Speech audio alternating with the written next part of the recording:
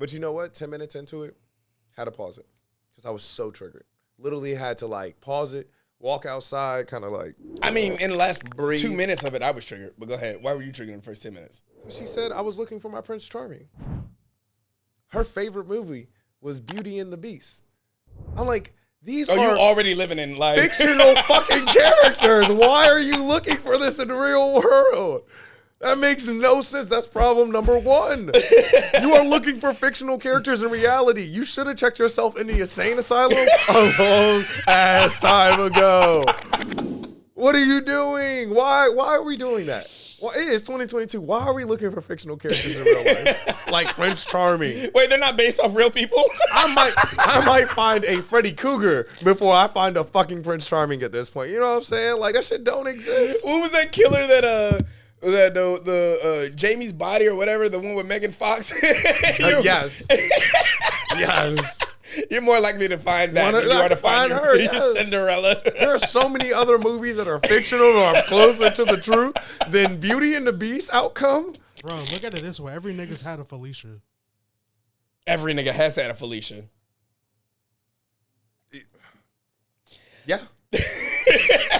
Real shit. That's a fictional character in real life. But you know who I'm not looking for? Cinderella. Wonder Woman. Nah, she rapes men, so I'm definitely not looking for her. I mean, no, nigga, what? Shit. She rapes And men. Amazon? You know how old these bitches is? They been having sex forever. Snoo. My God. Well, I know all about that. That's not the problem. I just know she don't exist. So I'm not actually looking for her out there. What? I'm actually looking for a power girl. Y'all got one of those? I mean, in her defense, she wanted a relationship like Beauty and the Beast. And the Beast was an outcast. So He was an outcast. So this guy is now outcasted.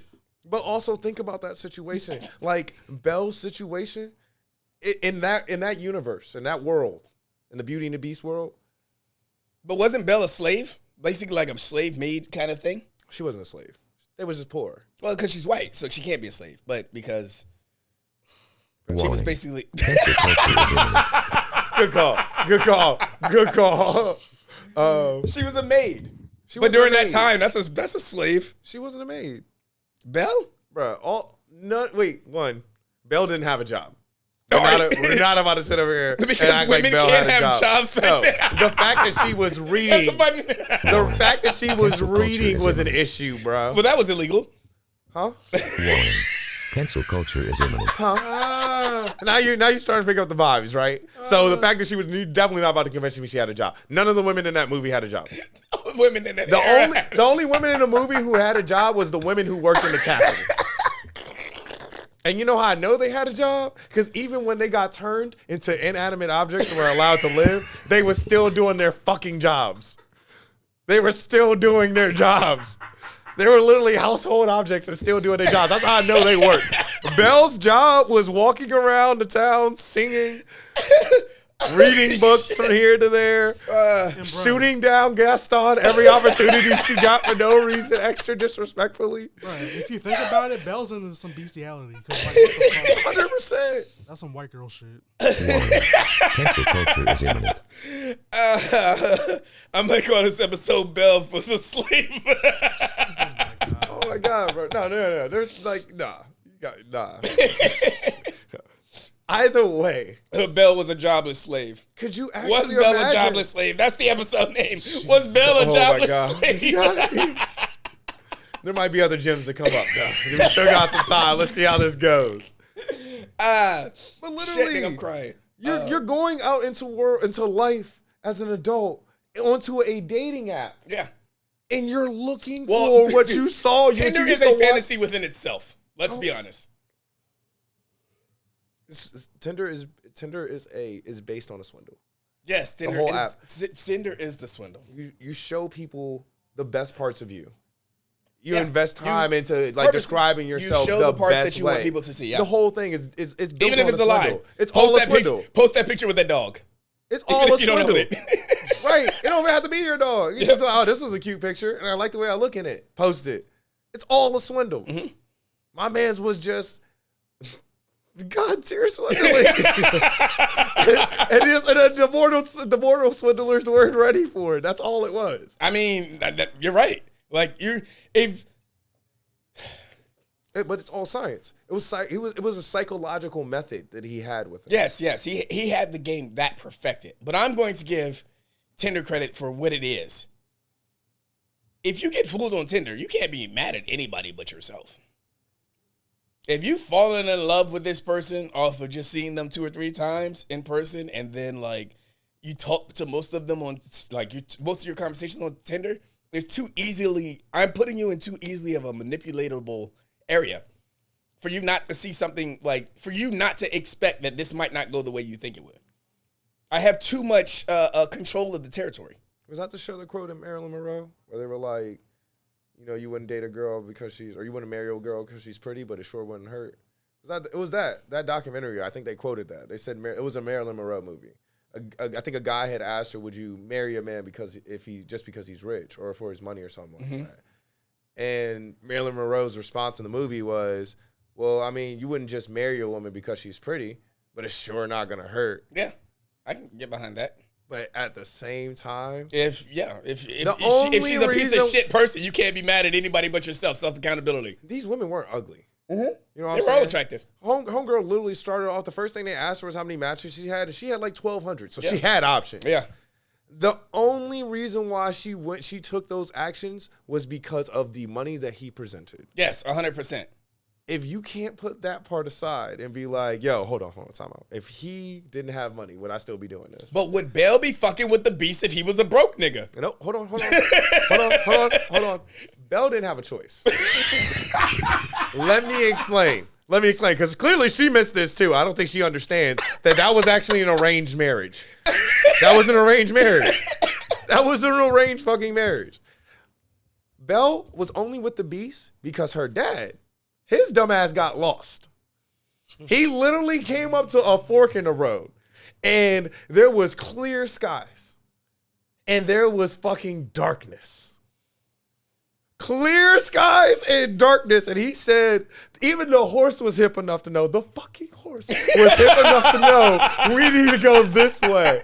And my man said, nah. It's a shortcut. Into danger. It's a shortcut. So the whole time, Belle didn't have a choice. She was born to a dumbass. My man could invent shit, but his common sense meter was way fucking low. It all went to like his just raw intelligence, like his book smarts. Not to his common sense. Belle did not have a choice in that situation. And her options were let her old ass dad not die in a dungeon in 3 weeks, or she tough it out. She had to learn to love this nigga. She had to run away that was and get Stockholm attacked. Syndrome. I'm pretty sure Beauty and the Beast is based off Stockholm Syndrome. No. She had to run away and get attacked by a bunch of wolves. And this nigga jump in and save her. Yeah, but I'm still... For her to even start considering this nigga. But I'm pretty sure... Because he was still keeping her captive, right? No. Because, I mean, at the end of it, he let her go. Yeah, but told her she had it was still choice. Stockholm Syndrome. Bro. That's how Stockholm Syndrome starts. I mean, yeah, okay, fair enough. So I'm pretty sure, if you want your relationship to be like Beauty and the Beast, I got nothing for you. Bro. Yeah, correct. Nah, the way that JPat just described that Beauty and the Beast is actually pretty real, if you think about it. Stockholm Syndrome. Shout out to 365 Days. No, I was going to say... Oh, that's another Netflix movie you guys should definitely watch. It's hilarious. There's a lot of sex in that movie, though. Oh, my God. It is. I was going to say, because like bitches be chasing after the nigga that the nigga don't want them, but they want that nigga to change so fucking bad. Mm-hmm. They will literally do anything. But that's not that kind of... That's not what that nigga was. I mean, yeah, but no women looked at him and like, I want to change that nigga. Yeah, no, I was just saying that, No, Beauty and the he Beast was is Gaston. real. Yeah. Yeah. Beauty and the Beast was her favorite movie, and she fell for the Gaston. she was the fucking women following Gaston around all the time, saying, "Oh, Gaston." That she literally fell for Gaston, and Beauty and the Beast was her favorite movie. Whole time he pegged her that way. He knew the moment she swiped for it, he was like, "She likes Gaston." I'm definitely calling this episode Beauty and the Beast. Like straight like that. Definitely calling this fucking episode Beauty and the Beast. But that's why 10 minutes into the movie, I had to press pause and walk away.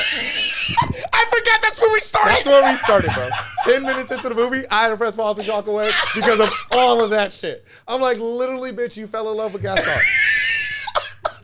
says that to the documentary.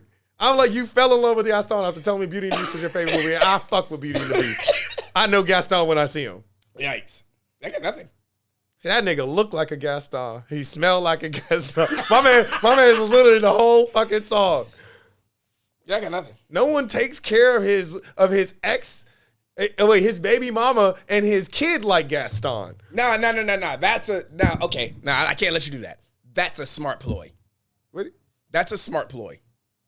What? You bring your baby mama along with your kid on your private jet, and your baby mom is sneaking gems into your girlfriend's ear. Correct. Oh no, that's a psychological piece. Yes. That's why I said it was intelligence. There was no you can't run a scheme like that and not have studied how people think. 100% agree. Yeah. Like his man understands the human mind, like how it's going to take to certain social cues and like literally small interactions. Just that she sees this like, but he also it all begins with the fact that he knows that if he flaunts money, women are going to flock to him. They're going to give him an opportunity. Yeah. That's where it all begins. Yeah. So shout out that nigga for using his power, his pretty privilege.